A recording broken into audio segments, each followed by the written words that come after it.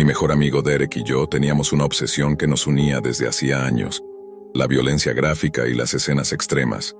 Nos pasábamos horas viendo las películas más brutales que podíamos encontrar, cada vez subiendo más el nivel en busca de algo que nos sorprendiera.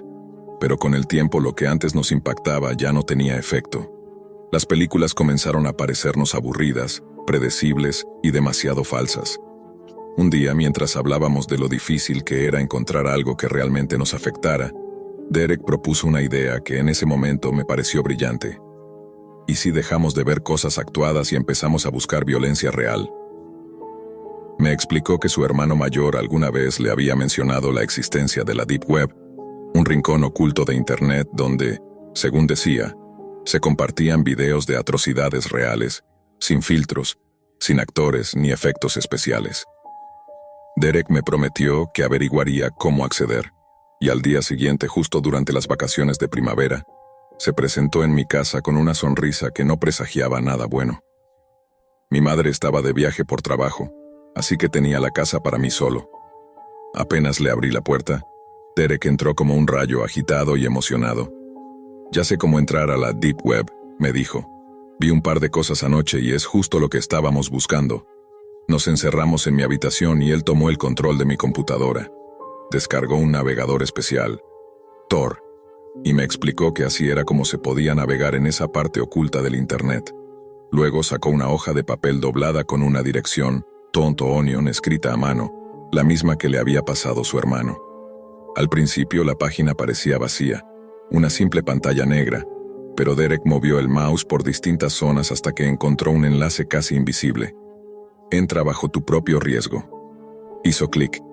Tras varios segundos de carga apareció un sitio con fondo oscuro y letras rojas. El título decía «Mercy Kill», muerte por misericordia. Las letras estaban formadas por imágenes grotescas, miembros amputados, sangre, cuerpos colgando. Debajo del título había un menú de categorías: tortura, secuestros, pornografía extrema, abuso animal. Era una mezcla de lo peor que podía ofrecer la humanidad. Una de las secciones decía simplemente «asesinatos». Derek hizo clic sin dudarlo. Después de otro periodo de espera aparecieron 3 recuadros negros con títulos y botones de reproducción flotantes. Los nombres eran tan perturbadores como enigmáticos. «Este cerdito se fue a casa», «Llévame al juego de béisbol» y «Ruleta rusa con un giro». Derek eligió este último. Parecía el más suave dentro de lo macabro. Al iniciar el video, se veía a un hombre joven, solo en ropa interior, atado parcialmente a una silla. Frente a él, 6 armas dispuestas sobre una mesa blanca. Una voz en off explicaba las reglas del juego. Una sola bala en una de las pistolas, y si elegía bien, sería liberado. El joven eligió una, la colocó en su boca y apretó el gatillo. El disparo fue inmediato. Su cabeza estalló contra la sábana blanca detrás de él, dejando un salpicón rojo y fragmentos por todos lados. Luego apareció el hombre que había hablado, con una máscara blanca en el rostro. Mostró que todas las armas tenían una bala. «Mentí», dijo entre carcajadas. Ese fue solo el primero. El segundo video mostraba a una mujer amarrada a una mesa metálica, sufriendo mutilaciones lentas y precisas, mientras un hombre obeso y desnudo se comía lo que le iban cortando. El tercero era aún peor. Un tipo atado, vestido con uniforme de béisbol, siendo golpeado brutalmente por 2 hombres combates, bajo la acusación de haber tocado a menores. El castigo terminaba con su ejecución y quema del cuerpo. A pesar del horror que sentíamos, no podíamos dejar de mirar. Era como una adicción inmediata. Sabíamos que lo que veíamos no era actuado. La crudeza, el dolor, la sangre, era demasiado real. De pronto apareció una notificación emergente en la esquina inferior de la pantalla. Un anuncio. ¿Te gustaría recibir videos exclusivos gratis todos los días? Tenía 2 botones, sí y no. Sin darme tiempo a reaccionar, Derek ya había hecho clic en sí. Se abrió una nueva ventana solicitando dirección de correo electrónico y dirección física. Apenas noté lo que hacía, lo detuve. ¿Estás loco?, le grité. ¿Estás metiendo mi correo aquí? Derek solo se rió. Vamos, hombre, es para que nos manden el contenido premium. No uses mis datos. Si quieres suscribirte, usa los tuyos. Derek cerró la ventana aparentemente sin completar el formulario. pero el daño ya estaba hecho. Justo cuando íbamos a seguir viendo más contenido, alguien tocó la puerta. Era su madre. Parecía molesta. Supuse que había descubierto lo que Derek estaba haciendo. Lo llamé y se marchó rápidamente. Más tarde, mientras mataba el tiempo viendo YouTube, mi celular vibró. Una nueva notificación de correo. El remitente era anónimo. No tenía asunto. Al abrirlo, una frase en letras rojas me heló la sangre. Gracias por suscribirte a nuestros videos exclusivos. Tu primera entrega llegará mañana a las 6 de la tarde. ¿Qué demonios había hecho Derek? Me quedé mirando esa pantalla en silencio. Esa frase, tu primera entrega llegará mañana a las 6 de la tarde, seguía dando vueltas en mi cabeza como si se tratara de una amenaza disfrazada de cortesía. El correo no incluía más información, ni instrucciones, ni opción para cancelar. No había nada. Solo esa línea y una firma automática que decía Mercy Kill, Deep Web Broadcasting. Me costaba respirar. Derek me había metido en algo que ya no parecía solo un juego macabro ni una búsqueda de morbo adolescente. Ahora sentía que alguien allá afuera tenía mis datos, mi dirección, que sabía quién era, que podía localizarme. Me repetía mentalmente que probablemente no pasaría nada, que tal vez era solo parte del show. Pero esa voz racional era débil frente a la angustia que me carcomía por dentro. Le escribí un mensaje a Derek de inmediato, algo entre insulto, reproche y súplica. ¿Por qué hiciste eso, imbécil? No tenías derecho. Me están mandando cosas raras. Esto no es broma.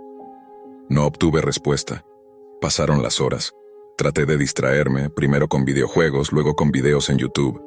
Pero cada tanto miraba la bandeja de entrada como si fuera a explotar. Cada vibración del celular me hacía saltar del asiento. A las 2 de la mañana, sin poder dormir, dejé de pelear con el insomnio. Me levanté, caminé por la casa en silencio. Apagué todas las luces y cerré las cortinas como si eso pudiera alejarme de lo que se acercaba. Al final, el cuerpo me venció y caí dormido en el sofá con la televisión encendida. Me desperté pasadas las 3 de la tarde. El sol ya se deslizaba por la ventana del comedor y mi celular tenía varias notificaciones sin leer.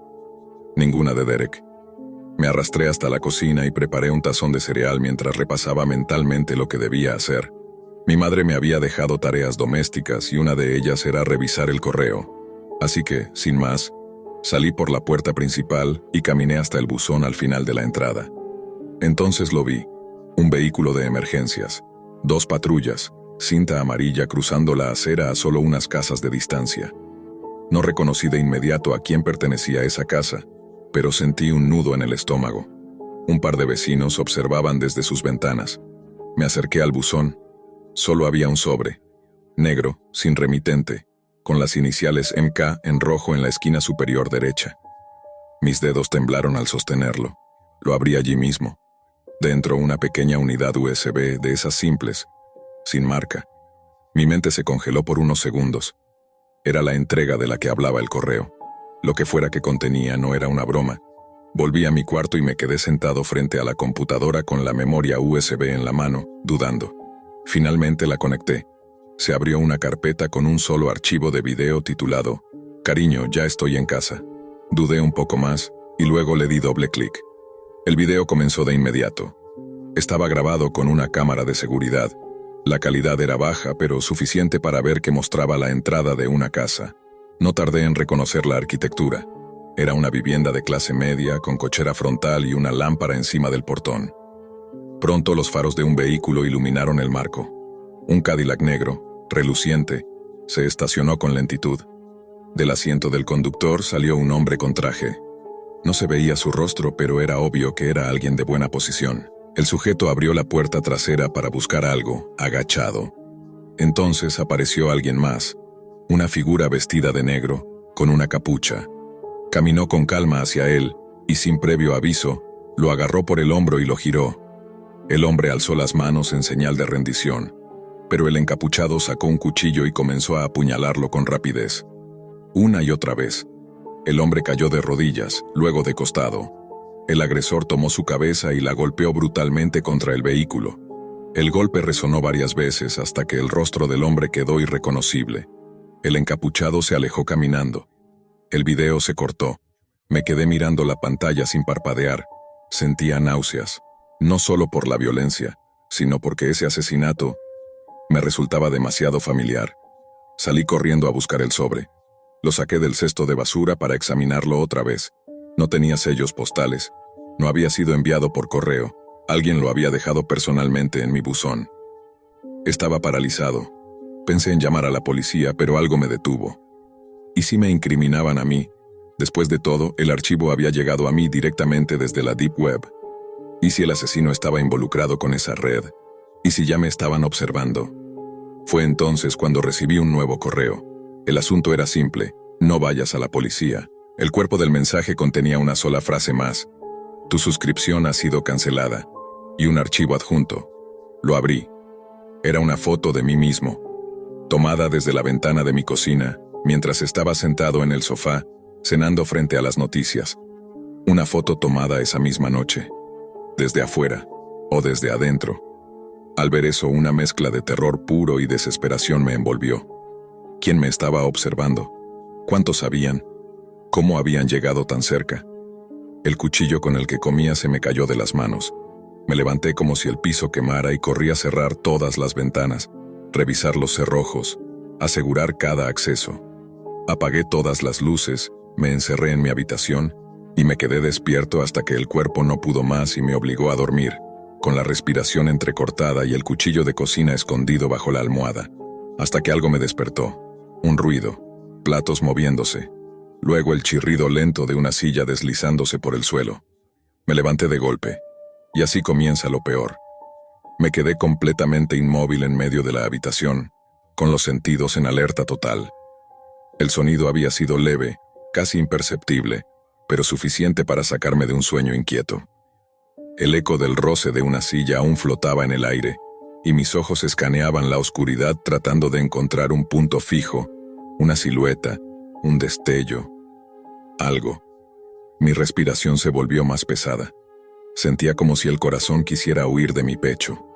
No me atrevía a encender la luz todavía, porque sabía que si alguien estaba ahí, si alguien se había metido a mi casa, ya sabía perfectamente que yo estaba despierto. Mis pies descalzos tocaron el suelo frío mientras me levantaba de la cama con cuidado. Extendí el brazo hacia la mesa de noche y encontré lo que buscaba: el cuchillo de cocina que había guardado debajo de la almohada por puro instinto paranoico. Lo envolví con fuerza en mi mano. Estaba empapada de sudor. Caminé hasta la puerta de mi habitación y me detuve frente a ella. Puse el oído contra la madera. Nada, ni pasos, ni movimiento. Solo silencio. Un silencio denso, artificial, como si el sonido mismo estuviera conteniendo el aliento. Tomé el picaporte con delicadeza y lo giré. El leve clic del seguro al soltarse me pareció ensordecedor. Abrí la puerta despacio, apenas lo suficiente para asomar la cabeza. El pasillo estaba en penumbra, pero podía distinguir el contorno de la sala al fondo. Todo parecía igual, salvo por una cosa: una silla bloqueaba la puerta principal desde adentro. Yo no había hecho eso. Retrocedí un paso. Una oleada de náusea me revolvió el estómago. Me acerqué despacio, muy despacio, y entonces lo sentí. Una presencia detrás de mí. Alguien me agarró por la espalda con fuerza, una mano cubriéndome la boca, otra atrapándome el brazo con el cuchillo. Luché por no soltarlo. Giré la muñeca con todas mis fuerzas hasta que logré invertir la posición del filo y apuñalé hacia atrás a ciegas. Un grito de dolor. El agarre se aflojó, me liberé. Giré y vi la figura encapuchada tambaleándose. También llevaba un cuchillo en la mano. Intentó hablar, pero no le di tiempo. Con los nervios disparados y sin pensar, lo herí de nuevo, esta vez en el abdomen. El atacante soltó un jadeo largo. Cayó de rodillas y luego boca abajo sobre la alfombra. Me lancé hacia el interruptor de luz y lo encendí de golpe. La escena se iluminó de rojo, de sangre. Miré al cuerpo, luego a mis manos, cubiertas del mismo rojo espeso que manchaba el cuchillo. Di unos pasos hacia el encapuchado para ver su rostro. Lo giré lentamente. Y entonces el tiempo se detuvo. Era Derek, mi mejor amigo, mi hermano del alma desde la primaria. Me desplomé junto a él, sin entender, sin procesar lo que acababa de ocurrir. ¿Por qué? ¿Qué estaba haciendo en mi casa, vestido así, atacándome? ¿Había venido a matarme? ¿O alguien lo obligó? ¿Estaba huyendo de algo o estaba siendo manipulado igual que yo? Mi mente era una tormenta. Pasaron minutos u horas, no lo sé, en los que me quedé ahí, congelado, con las lágrimas corriéndome por las mejillas, las manos aún empapadas, mi respiración quebrada. En medio de ese trance, mi celular vibró. Un mensaje, de Derek. Me sobresalté. El mensaje tenía hora de envío reciente, no más de una hora atrás. Lo abrí. Decía: «Oye, bro, no sé cómo explicarlo, pero alguien viene por nosotros. Voy para allá. Tengo la llave que me diste. Estaremos más seguros si estamos juntos». Me quedé leyendo esa línea una y otra vez. Derek no había venido a matarme. Venía a protegerse, a advertirme, a refugiarse conmigo. Y yo lo había matado. No pude sostener el celular. Se me cayó de las manos. Me arrastré hacia atrás hasta topar con la pared. No sabía si gritar, llorar o simplemente dejar de existir. Me abracé las rodillas como un niño. Todo esto era mi culpa. Pero no había tiempo para lamentarme. El teléfono vibró de nuevo. Esta vez 2 correos electrónicos. Mismo remitente anónimo. Mismo tono escalofriante. Abrí el primero. Dentro había un enlace. No decía nada más. Ni advertencias ni instrucciones. Solo el vínculo. Con el corazón martillándome el pecho, encendí mi computadora. Abrí el navegador Tor y pegué el enlace. La dirección me llevó de inmediato de nuevo a Mercy Kill, el mismo sitio de la Deep Web al que Derek y yo habíamos accedido días atrás. Pero esta vez no estaba en la página principal. La URL me redirigió automáticamente a un video en reproducción. No creí lo que estaba viendo.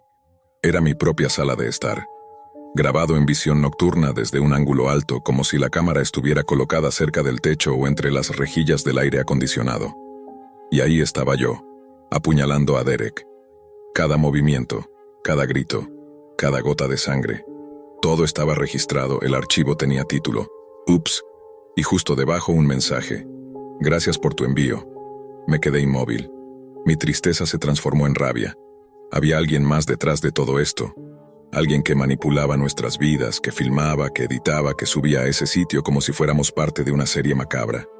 Alguien que nos había llevado a ese punto, que me obligó a matar a mi mejor amigo. Abrí el segundo correo. Tenía un archivo adjunto. Lo abrí sin pensar. Era una foto. En ella aparecía yo mismo, arrodillado junto al cuerpo de Derek, las manos ensangrentadas, el rostro destrozado por el dolor. Pero lo que más me horrorizó fue el ángulo. No estaba tomada desde el techo, ni desde la cámara del video anterior. Era desde otro punto de vista, uno más cercano, más íntimo, desde dentro de la casa, desde el pasillo. Alguien más estaba ahí esa noche. Alguien más lo había visto todo. Me quedé mirando la imagen congelada en la pantalla con el estómago hecho un nudo, como si mis órganos se hubieran encogido todos al mismo tiempo. La foto mostraba más que un asesinato. Mostraba el dolor puro, mostraba mi traición. Pero lo que me paralizaba no era solo el contenido, sino desde dónde había sido tomada. La cámara no estaba en el techo, no estaba en una esquina fija, no era un plano de vigilancia, era una perspectiva humana. Alguien había estado ahí dentro conmigo, a escasos metros en silencio, observando, quizás incluso disfrutando. Y no me di cuenta. Todo encajó de golpe, como una avalancha de hielo. La USB sin remitente, el sobre sin sello postal, la suscripción misteriosa, los videos en los que la muerte no solo se grababa, se planificaba.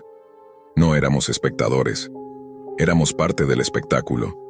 Me levanté tambaleando, desconecté la memoria USB de un tirón y la lancé contra la pared. El plástico rebotó sin romperse, como si se burlara de mí. Agarré mi celular y marqué el número de emergencia, pero algo me detuvo justo cuando iba a presionar llamar. Recordé el primer correo. No vayas a la policía. Y más que una advertencia, ahora sonaba como una amenaza personal. Volví a mirar la foto en la pantalla. Mi reflejo en el monitor tenía los ojos perdidos, la boca entreabierta, las manos empapadas de rojo. Lo más inquietante era el ángulo. El pasillo desde donde fue tomada esa imagen daba directamente a la habitación de mi madre. Una habitación que no se abría desde hacía días desde que ella salió de viaje. Fui hacia allá despacio, casi hipnotizado. Cada paso sobre la madera del piso crujía como si la casa misma estuviera conteniendo la respiración. Me detuve frente a la puerta cerrada. El pomo estaba frío al tacto. Cerré los ojos un segundo antes de girarlo. La puerta se abrió con un chirrido largo, metálico, demasiado lento. La habitación estaba oscura, pero no vacía. No me atrevía a encender la luz. Apenas dejé que mis ojos se adaptaran a la penumbra. Entré. La cama seguía hecha. La maleta de mi madre estaba donde la había dejado. Todo parecía normal. Hasta que me di cuenta de un detalle escalofriante. La ventana estaba abierta, aunque mi madre jamás dejaba una ventana abierta al salir de viaje. Me acerqué. Sobre el alféizar de la ventana había marcas. Marcas de dedos. Alguien se había apoyado ahí. Desde afuera. O desde adentro. Me giré con rapidez. Nada. No había nadie. Pero entonces lo vi. En la esquina más oscura del cuarto, detrás del perchero, una sombra distinta, ligeramente más gruesa que el resto, como si el aire estuviera deformado. Me paralicé. Esperé, nada se movía. Nada respiraba. Me acerqué paso a paso. Era solo una manta mal doblada. O al menos eso creí. Debajo de ella encontré algo que me hizo retroceder varios pasos de golpe. Una cámara pequeña, como las que usan los espías, perfectamente camuflada. La sostenía un soporte con ventosa. Estaba conectada a una batería portátil y tenía una tarjeta micro SD insertada. Eso significaba una cosa. Me estaban grabando desde adentro. Desde siempre, mi casa había sido convertida en un estudio de grabación clandestino. ¿Cuántos videos más se habrían hecho? ¿Desde cuándo me estaban observando? Quité la cámara con rabia y salí de la habitación. No sabía qué hacer con ella. No sabía si destruirla, si esconderla, si quemarla. Terminé guardándola en un cajón de mi escritorio y me senté en el piso, contra la pared, con las piernas recogidas y la cabeza enterrada entre las rodillas.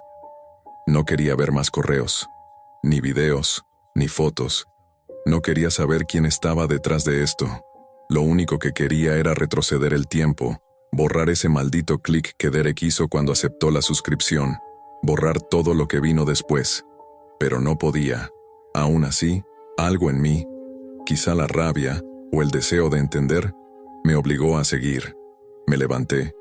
Me senté frente a la computadora una vez más y escribí en el navegador Tor el nombre del sitio, Mercy Kill. La página abrió, oscura, silenciosa, como una tumba digital, pero esta vez, el sitio no se veía igual. Había cambiado. No tenía las mismas categorías de antes. No había menú. No había nombres perturbadores de videos. Solo una ventana en el centro, con fondo negro y texto blanco. El mensaje era directo. Bienvenido de nuevo, Anthony. Hoy, tú eres el protagonista. Mi sangre se congeló. El cursor titilaba como si esperara una respuesta. Debajo, un botón. Transmitir en vivo. Me levanté de golpe. No podía respirar. Cerré la tapa de la computadora como si eso pudiera borrar lo que acababa de leer. Fui directo a mi baño. Abrí el grifo y me lavé la cara. Necesitaba despertarme de esa pesadilla. Pero el reflejo en el espejo solo me devolvía la imagen de un tipo que ya no era el mismo que empezó viendo películas con su mejor amigo hace unos días. Volví a revisar el celular. Nada de Derek. Nada nuevo. Silencio absoluto. Excepto que me di cuenta de algo extraño. Una nueva red Wi-Fi aparecía en la lista de conexiones disponibles. Su nombre, MKLIVEFEED. No estaba ahí antes, y tenía señal excelente, como si el emisor estuviera dentro de mi casa. No pude soportarlo más. Corrí por toda la casa con un palo de golf que encontré en el armario, abriendo puertas, revisando debajo de las camas, dentro de los armarios, detrás del refrigerador. Nada. Nadie. Pero el miedo no se había ido. Lo peor era saber que el enemigo no tenía rostro, que podía estar en cualquier parte, que me conocía, que sabía mis horarios, mis reacciones, mis miedos, que probablemente estaba viéndome en ese preciso instante. La Deep Web ya no era una página en Internet. Se había metido en mi vida, en mi hogar, en mi mente, y lo que vino después terminó de destrozarme. La casa parecía más silenciosa que nunca, pero no en el buen sentido. Era ese tipo de silencio pesado que sugiere que algo está acechando en algún rincón. solo esperando a que cometas el error de bajar la guardia. A cada paso que daba por el pasillo, la sensación de estar siendo observado crecía como un tumor en mi pecho. Regresé a mi habitación con pasos temblorosos. Cerré la puerta y empujé el escritorio frente a ella. No sé qué pensaba que lograría con eso. Tal vez solo necesitaba la ilusión de seguridad. La computadora seguía encendida, y aunque me aterraba ver la pantalla de nuevo, algo más fuerte que el miedo me impulsó a sentarme. Me quedé observando el mensaje. Hoy, tú eres el protagonista. El botón, transmitir en vivo, seguía allí. No lo toqué, no me atreví. Apagué la computadora de un golpe, me recosté contra la pared y me cubrí la cara con ambas manos. No había forma de escapar de esto, ni física, ni emocional, ni tecnológicamente. Estaba atrapado. Yo lo sabía. Y ellos también. Me quedé así por un tiempo que no supe medir. No pensé, no comí, no dormí. Solo esperé. Entonces ocurrió lo que me terminó de quebrar. Una notificación más, otro correo, mismo remitente anónimo, sin asunto.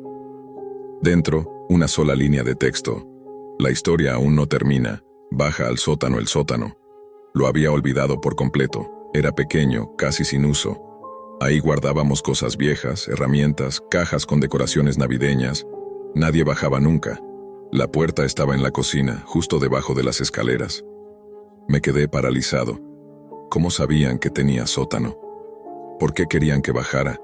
¿Estaba alguien ahí? ¿Ya? Mi cuerpo se movió casi por inercia. Tomé el cuchillo de nuevo. Caminé hacia la cocina, despacio, cada paso sintiéndose como si pesara una tonelada. Abrí la pequeña puerta del sótano y un crujido largo y sordo acompañó el movimiento. Oscuridad total. Un aire húmedo y rancio me golpeó en la cara. Con la linterna del celular encendida, bajé los escalones uno por uno. La luz temblaba por el pulso inestable de mi mano. Llegué al final y busqué con la mirada. Entonces lo vi, una pantalla colgada en la pared del fondo, encendida. Y debajo de ella, una cámara. Grabando. La pantalla mostraba varias ventanas al mismo tiempo. En una se me veía a mí mismo, descendiendo por las escaleras. En otra, se veía a Derek en mi sala, desde aquella noche. Otra mostraba a un hombre siendo asesinado junto a su coche, el mismo video de la USB. Y una cuarta mostraba mi habitación, en tiempo real. Miré directamente a la cámara.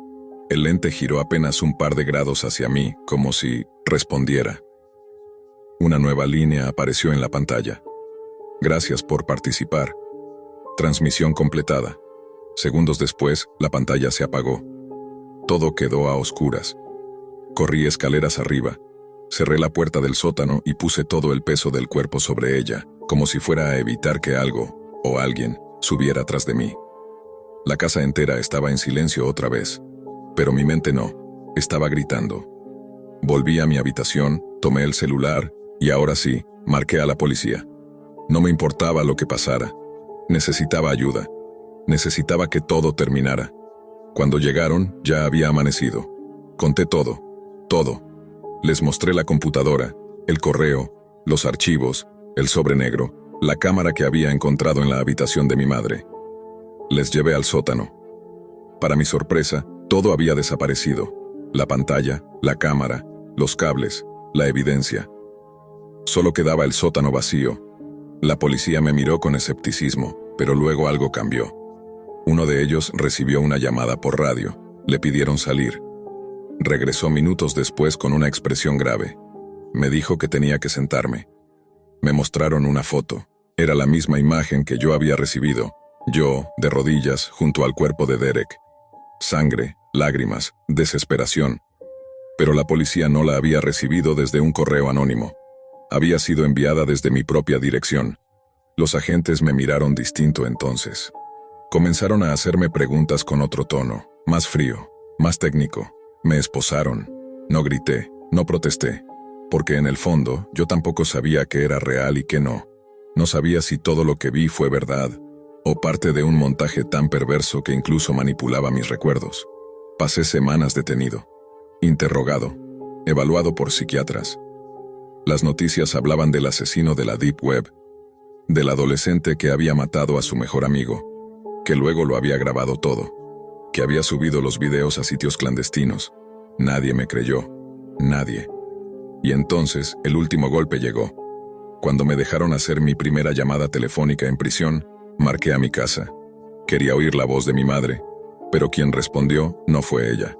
Una voz distorsionada, metálica, masculina, apenas audible, dijo: «Gracias por la temporada 1, Anthony. Nos vemos pronto». Y colgó.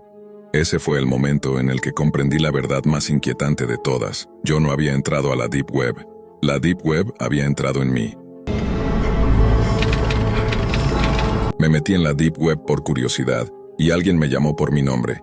No hay manera sutil de decir esto. Entrar a la Deep Web fue una de las peores decisiones que he tomado en mi vida. No porque algo me pasara físicamente. No me secuestraron, ni fui víctima de un robo. Number fue peor.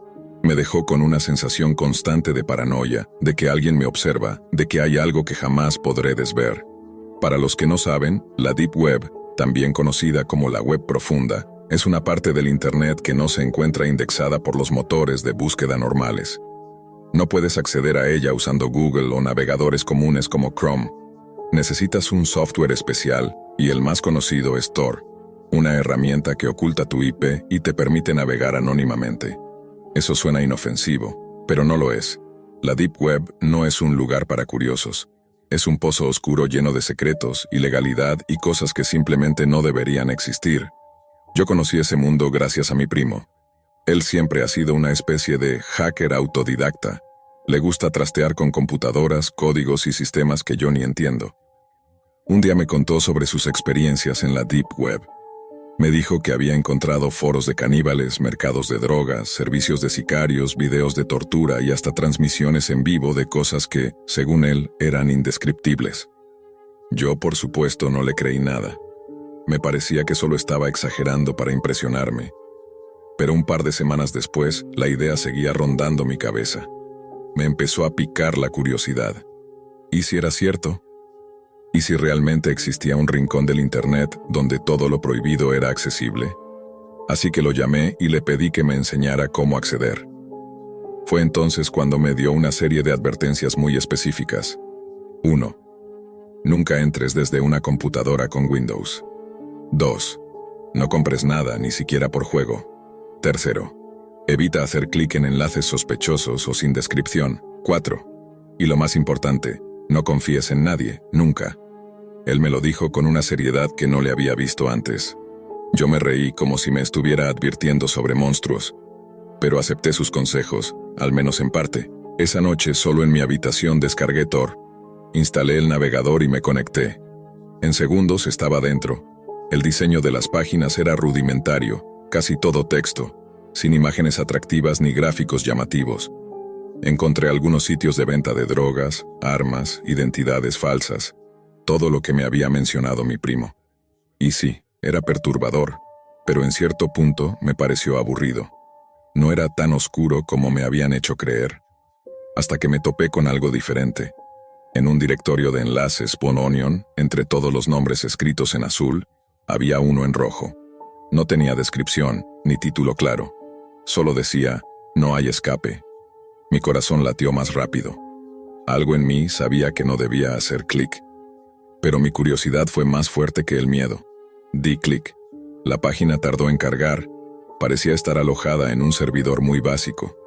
Cuando finalmente se abrió, lo primero que vi fue un fondo negro, con letras en blanco. Un aviso. Este sitio contiene material gráfico extremo. No continúes si eres sensible. Ignoré la advertencia y seguí adelante. Lo que apareció después me dejó helado. Era una transmisión, un video en tiempo real al parecer. Mostraba a una mujer desnuda, amarrada a una silla metálica.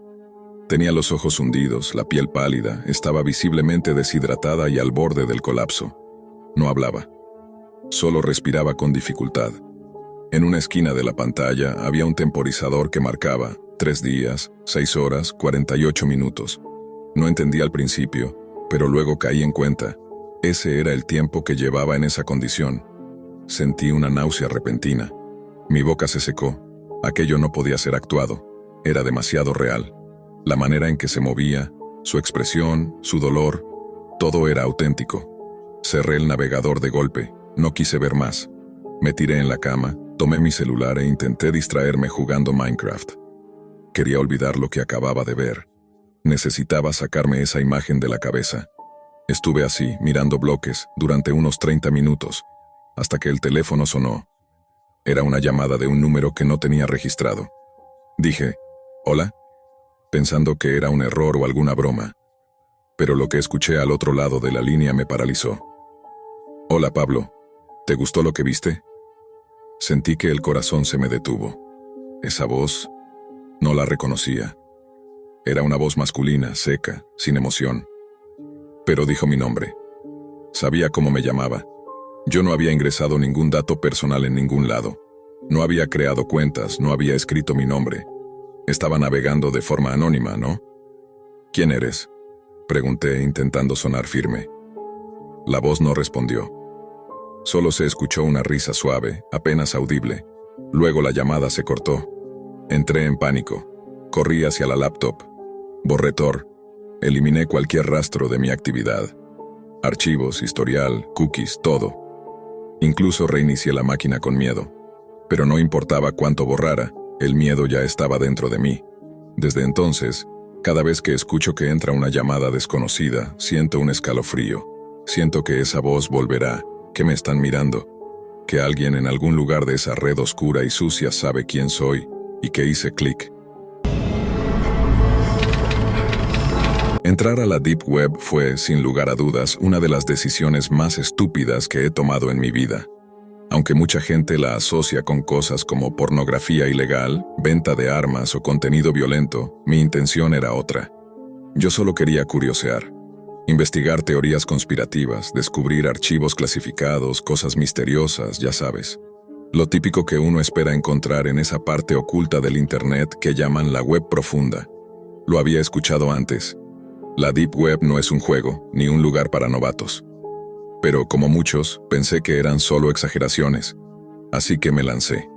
Tenía configurado un navegador Tor, VPN activa y una computadora vieja desconectada de todo lo importante, por si algo salía mal. Al principio solo encontré páginas sin sentido, enlaces rotos, foros abandonados y códigos encriptados. Pero tras varias horas navegando sin rumbo, algo llamó mi atención. Era un enlace oculto, con un título que no decía mucho: The Chamber. Me costó abrirlo, pero cuando finalmente cargó, encontré una página con un diseño siniestro. Fondo negro, tipografía roja y una pequeña descripción que decía: Bienvenido al lugar donde el dolor se transmite en vivo. Pensé que era otro sitio de bromas, como muchos otros que simulan cosas turbias pero no ofrecen nada.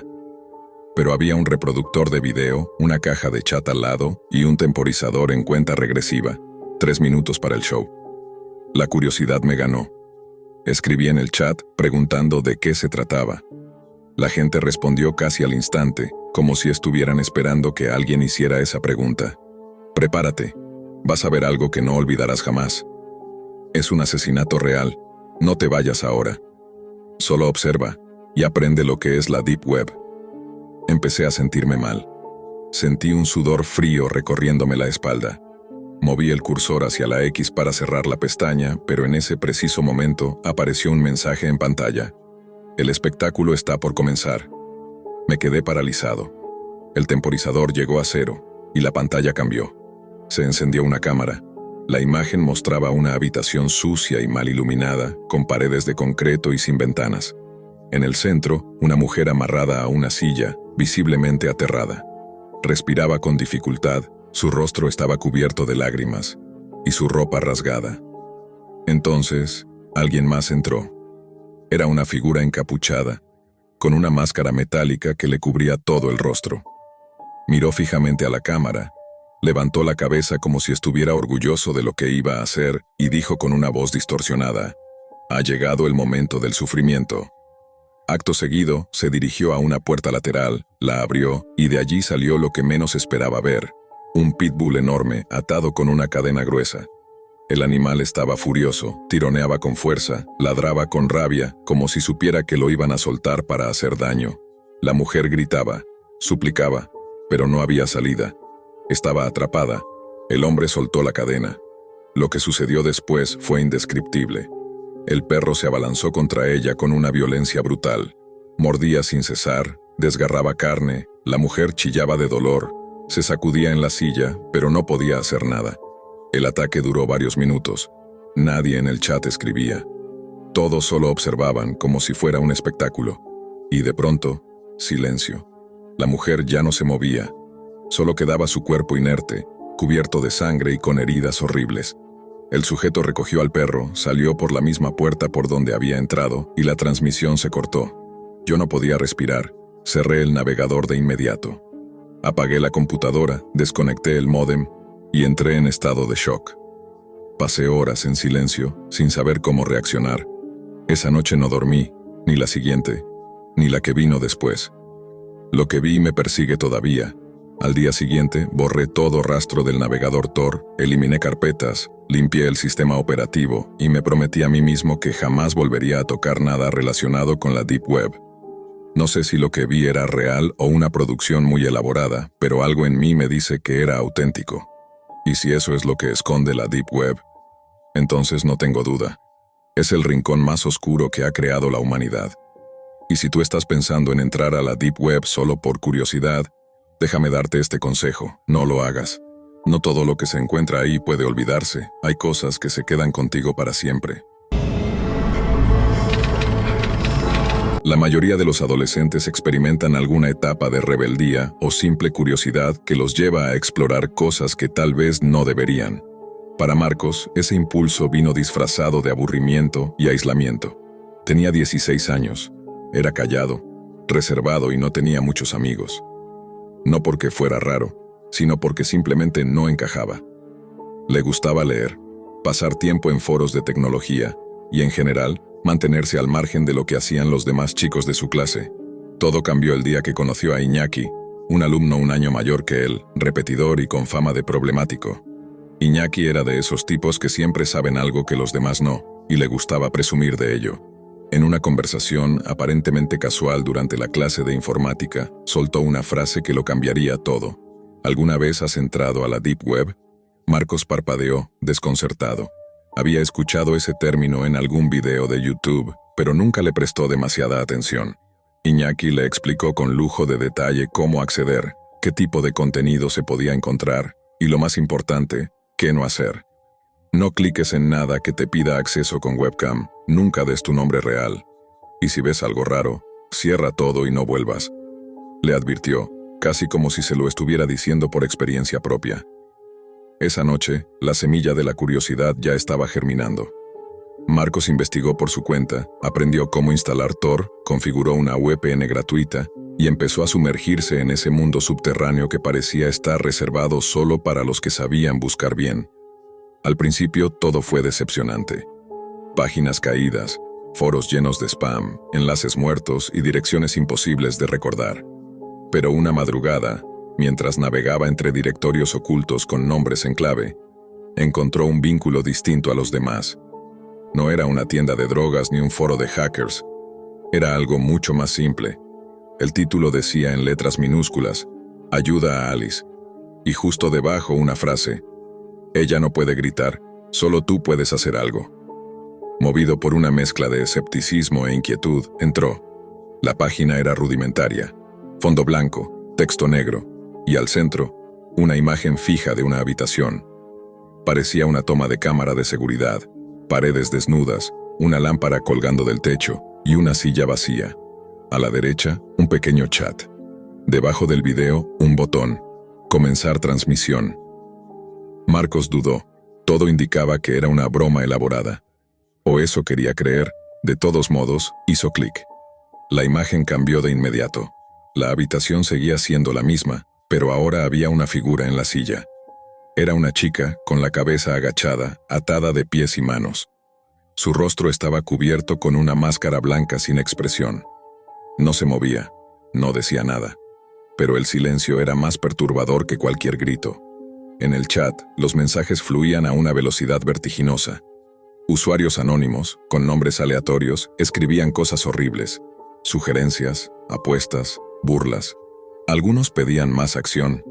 Otros aseguraban que ya habían visto a Alice antes. Marcos quiso salir, pero algo lo hizo quedarse. Tal vez fue el morbo. Tal vez la incredulidad. Escribió: ¿qué es esto? ¿Esto es real? La transmisión se detuvo por un segundo. El chat se quedó en silencio. Luego, una sola línea apareció, sin nombre, sin avatar. ¿Por qué preguntas eso, Marcos? Sintió cómo se le helaba la sangre. Jamás había usado su nombre real. Ni en su navegador, ni en Tor, ni en ningún lugar. Cerró la pestaña de inmediato. Desconectó la computadora. Intentó convencerse de que era una coincidencia, un truco psicológico. Pero esa noche no pudo dormir. Y la pesadilla apenas comenzaba. A la mañana siguiente, al encender su laptop, el escritorio tenía un archivo nuevo. No lo había puesto él. El nombre era una secuencia de números y letras. Lo abrió. Solo contenía una imagen. Era una captura de su rostro, tomada desde la webcam mientras usaba Tor. La Deep Web, pensó, no era un lugar para explorar sin saber exactamente a qué se enfrenta uno. Y lo que él había desafiado, ahora lo estaba buscando. Todo comenzó con un patrón, una secuencia de desapariciones que por separado parecían casos aislados. Un joven universitario en Múnich, una periodista freelance en Glasgow, un ingeniero en Kiev, todos aparentemente sin conexión, hasta que una revisión de metadatos reveló un rastro digital común. Acceso reciente a la Deep Web. Para la mayoría de los analistas de inteligencia, la Deep Web era simplemente un vertedero virtual. Drogas, pornografía enferma, foros de teorías conspirativas.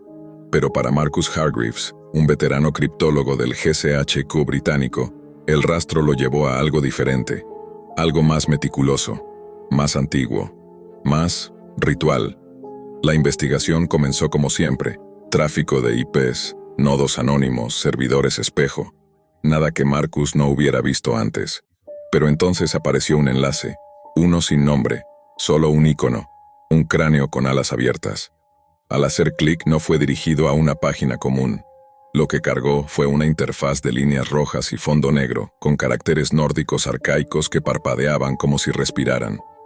A través de túneles cifrados, el sitio ofrecía acceso a transmisiones privadas, lo que parecían rituales captados por cámaras en infrarrojos, siempre en locaciones distintas, con víctimas amordazadas y figuras encapuchadas en torno a ellas. El agente pensó que eran montajes. Material snuff falso, pensó, hasta que vio uno. La transmisión tenía fecha de 2 días antes. La calidad era baja, pero clara. Una figura humana colgada boca abajo, aún viva, con incisiones abiertas a lo largo de la espalda. Las costillas fueron separadas con precisión quirúrgica, mientras un susurro en voz baja repetía en latín una frase que Marcus reconoció después: Sanguine maquilae oferimus. Ofrecemos la sangre del águila. Lo que presenció era una recreación exacta del rito vikingo del águila de sangre, una tortura ceremonial donde las costillas eran abiertas desde la espalda y los pulmones extraídos para simular alas ensangrentadas. Marcus se levantó con náuseas. Pero más allá del asco y el horror, algo lo heló. La locación mostraba una estatua al fondo, una figura de piedra con forma de águila y una inscripción idéntica a la del sitio web. Era real. Y estaban organizados. Desde ese momento, Marcus abandonó todo protocolo. Investigó fuera del sistema, sin reportar a sus superiores, sabiendo que si revelaba demasiado, se arriesgaba a comprometer no solo la operación, sino su propia vida. Día tras día, fue atando cabos. Símbolos en común, lenguas muertas reutilizadas como contraseñas de acceso, textos antiguos mezclados con código binario. El culto tenía presencia en foros dispersos, pero todo parecía apuntar a un solo servidor, uno oculto en el núcleo más profundo de la Deep Web, al que llamaban el nido. Acceder requería algo más que conocimientos técnicos. Los rituales del culto exigían pruebas. Marcus se infiltró falsificando credenciales, simulando ser un acólito iniciado. Cada paso que daba le exigía renunciar un poco más a su humanidad. Observaba sin intervenir, recopilaba nombres, imágenes, coordenadas. Y cada nueva sala de transmisión era peor que la anterior. Una noche, mientras analizaba un nuevo video, su laptop se congeló. La pantalla se tornó negra y luego una sola palabra apareció: Visus. Ha sido visto. Poco después, su cuenta de correo fue bloqueada. Luego, su móvil perdió toda señal. Finalmente, una noche al volver a casa, encontró la puerta entreabierta. El comedor estaba en silencio. Su esposa, Lorna, no contestaba. Cuando cruzó el umbral, el olor metálico lo golpeó antes que la imagen. Ella estaba allí, suspendida, abierta de espaldas, con los pulmones extendidos como alas grotescas. En la pared, grabado con su sangre, el águila reclama a quien la espía. Desde ese momento, Marcus dejó de ser analista, se convirtió en fugitivo. Nadie del GCHQ le creía. Dijeron que estaba afectado emocionalmente, que lo que veía era producto de un trauma, pero él sabía la verdad, el culto existía, y lo estaban cazando. Matthew Smith era, a simple vista, el ejemplo perfecto de integridad. Un hombre bien educado, maestro de literatura en colegios privados de Londres, que además dedicaba sus vacaciones a labores humanitarias en orfanatos de países como India y Tailandia. Padres y directivos lo veían como un modelo a seguir. Nunca llegaba tarde, sus clases eran impecables y su trato con los alumnos era tan amable que muchos lo consideraban casi un segundo padre. Pero lo que nadie imaginaba era que ese rostro pulcro y amable ocultaba una mente enferma que operaba desde el rincón más oscuro de Internet, la Deep Web. Smith llevaba una doble vida meticulosamente planificada. Mientras enseñaba a niños durante el día, por las noches se sumergía en los laberintos anónimos de la red Tor, con múltiples capas de cifrado, herramientas para ocultar su IP y el uso de criptomonedas imposibles de rastrear. Construyó una red clandestina que le permitió explotar menores durante más de 5 años sin levantar sospechas. No era un aficionado. Sabía exactamente lo que hacía.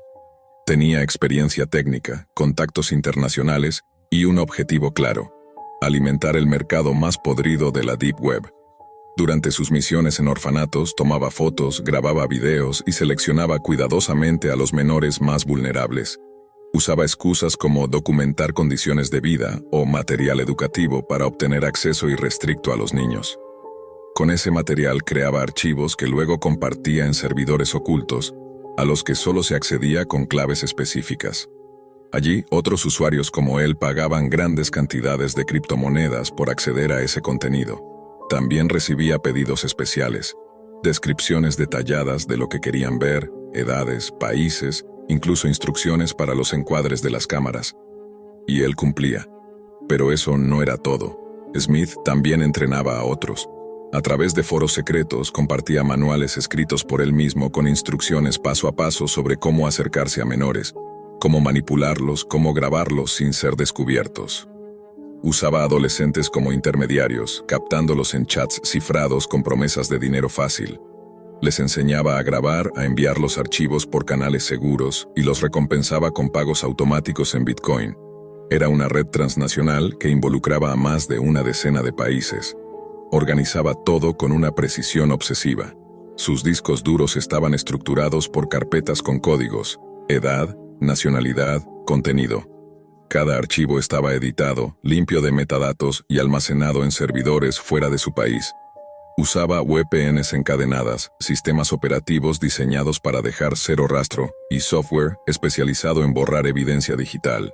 Nada estaba improvisado. Smith era meticuloso, frío y completamente consciente del daño que causaba. Y sin embargo, fue un descuido lo que lo llevó a su caída. En uno de los foros donde compartía material, subió una imagen sin borrar completamente la información oculta del archivo. Entre los metadatos quedó una pista, una coordenada parcial que coincidía con una escuela privada en Londres. Eso bastó para que un agente encubierto de la Agencia Nacional del Crimen del Reino Unido lo marcara como objetivo. A partir de ese momento, comenzó una operación silenciosa. Analizaron cada mensaje, cada imagen, cada patrón de comportamiento. Buscaron coincidencias en lenguaje, ubicación horaria, estructura de las carpetas, cualquier detalle que pudiera encajar con una identidad real.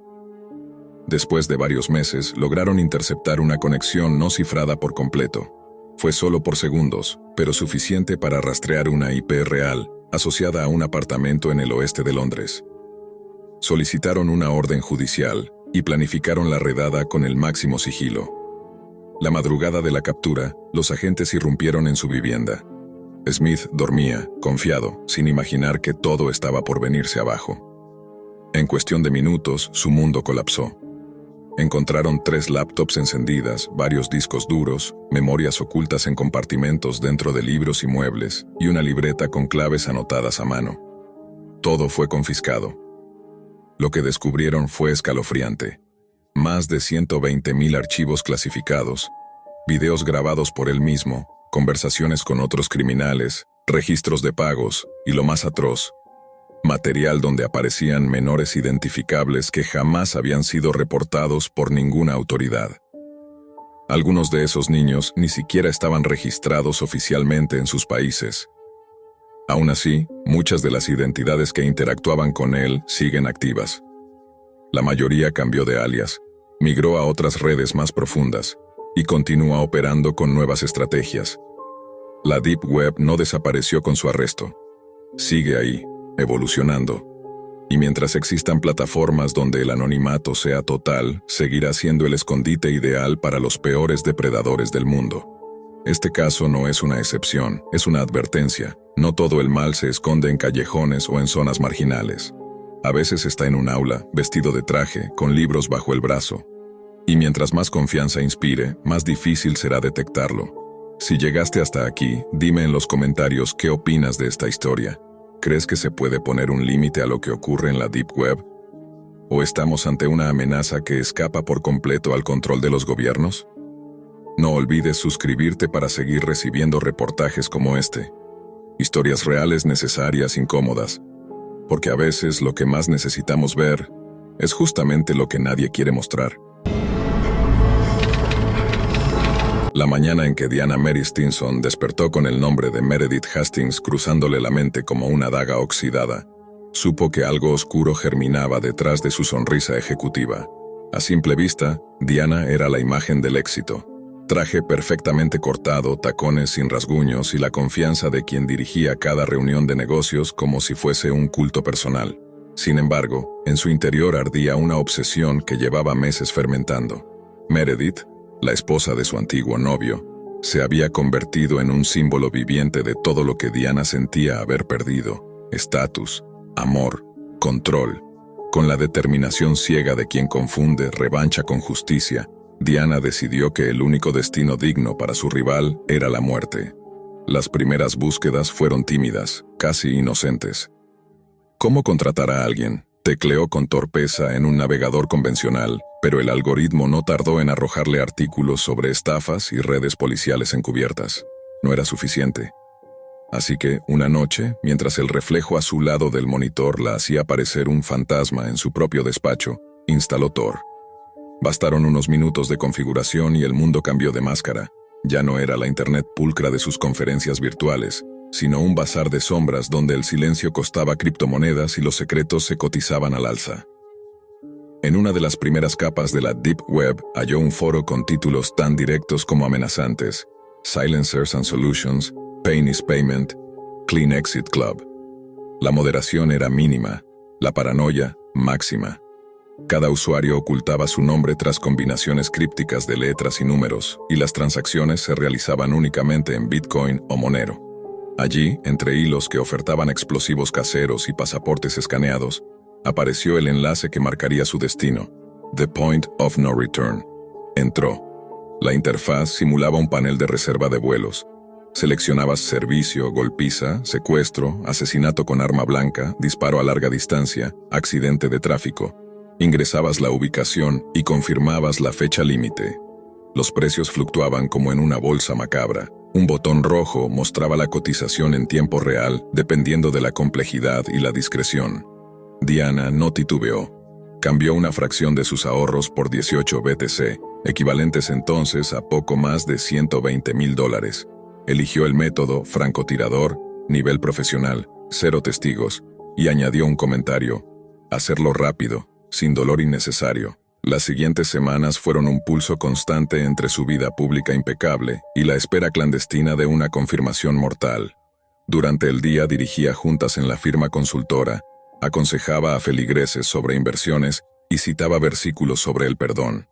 Al caer la noche revisaba una bandeja encriptada donde un usuario con alias Eagle LTE y C3 Le enviaba avances. El interlocutor exigía detalles, fotografías, rutinas diarias de Meredith, el modelo del coche en el que solía recoger a sus hijos. Diana respondía con precisión quirúrgica, como quien prepara un portafolio financiero. Pago 1, verificación de datos. Pago 2, confirmación de objetivo. Pago 3, logística de arma. Pago 4, contrato cerrado. Pago 5, fase operativa en curso. Cada transferencia se iba enredando en la cadena de bloques, un rastro que ella creía enterrado bajo capas imposibles de rastrear. No obstante, tras la pantalla, otras miradas seguían cada clic. La DEA llevaba meses mapeando aquel foro. Al detectarse las primeras señales de un crimen inminente, el FBI tomó el control con un equipo de ciberagentes especializados. Bajo el mismo alias Eagle 363, un oficial encubierto comenzó a dialogar con Diana, recopilando su ansiedad y sus órdenes como piezas de un rompecabezas jurídico. Ella, ajena, continuaba su vida. Una noche de domingo asistió a la ceremonia de donaciones de su iglesia. Sonreía al estrechar manos. Repetía que el amor es la respuesta, y deslizó otro sobre con billetes en la cesta de ofrendas. Nadie sospechaba que, en su bolso, un móvil en modo avión almacenaba coordenadas para un asesinato. El lunes siguiente llegó un mensaje urgente. Se necesita confirmación verbal. Llama a este número a las 22 horas. Uso único. Se autodestruirá. El remitente añadía 2 emojis siniestros, un búho y un reloj de arena. Diana sintió el pulso acelerarse. Si contestaba, cerraría la puerta a toda marcha atrás. Se arregló el cabello, cerró la puerta de su despacho y marcó. La voz al otro lado era neutral, casi amistosa. Le pidió repetir la dirección, describir ropa habitual de la víctima, confirmar que el pago final estaba encriptado y listo para liberarse al ejecutor cuando la prensa reportara el accidente. Diana respondió con frialdad sorprendente, imaginando que al desligarse de sus palabras, también se desligaba de la culpa. Al colgar, su reflejo en la ventana parecía el de una extraña. Durante los 2 días siguientes casi no durmió. Cualquier notificación nueva la hacía temblar. ¿Serían fotos de Meredith abatida? ¿Un titular discretamente enviado como prueba? ¿O tal vez una exigencia de más criptomonedas? Sin embargo, solo recibió un emoticón de candado cerrado. Interpretó aquello como la confirmación de que todo avanzaba según lo previsto. Martes, 3:14 am. En la calle residencial de los Hastings, una furgoneta negra rodó sin luces y se estacionó a media cuadra. Un hombre con gorra y auriculares bajó con pasos sigilosos y apuntó su lente térmico hacia la casa. Escaneó ventanas, confirmó presencias humanas, habló en susurros por un micrófono oculto en la solapa. Desde una camioneta blanca en la esquina, otro equipo monitoreaba la señal. No eran sicarios, eran federales recabando evidencias finales. Cada imagen infrarroja, cada frase, añadiría peso a la acusación. Esa misma tarde, ya con el sol muy alto en Florida, Diana asistió a una junta directiva sobre inversiones verdes. Mostraba gráficos de rentabilidad mientras su corazón parecía contar segundos. Una alerta vibró en su muñeca. Correo cifrado. Buscó un pretexto para ausentarse, entró al baño y desbloqueó su móvil. El mensaje desplegó una única palabra: listo. Sintió un vacío terrible y sin embargo una satisfacción retorcida. Cerró los ojos, imaginando titulares locales sobre un tiroteo sin culpables, el llanto de su exnovio, el luto irresoluto. Pero al abrirlos, escuchó un estruendo. La puerta del baño se abrieron de golpe. Un hombre con traje oscuro y gafas, placa en mano, irrumpió. Diana Mary Stinson quede bajo arresto federal. La frase retumbó como un trueno sumergido. El teléfono resbaló de sus dedos estallando en la losa. Antes de poder procesar la magnitud de su error, sintió las esposas ceñirse frías en sus muñecas.